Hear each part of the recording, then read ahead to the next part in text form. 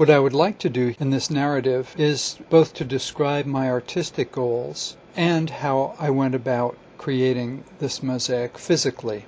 Clearly, it's a representational image. It's a picture of something, not geometric shapes nor pools of color melting into each other. But it's not a photographic representation of every stick, of every leaf or feather either. Instead, I tried to evoke a poetic sense of place, sort of dreamlike.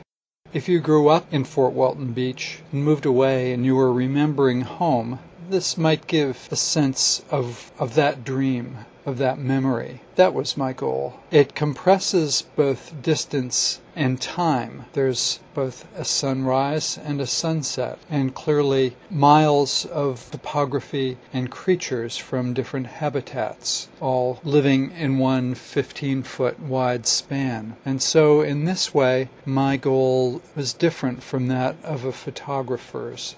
The design was developed through a series of sketches using photo references that the client supplied.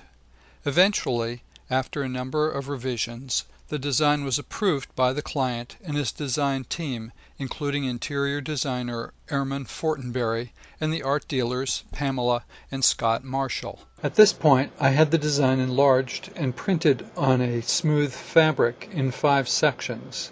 This made a manageable size to work on for the next steps. I cut the small pieces of glass and stone as needed using both tile nippers and a special chisel that's set into a wooden post and used with a chisel-shaped hammer. I mixed up wallpaper paste with marble powder to make a temporary glue to adhere the glass and stone to the fabric. Yes, one by one. The printed design served as a guide, but the materials have their own voice, and the mosaic gradually develops a life and momentum requiring adjustments of tone and color all along the way.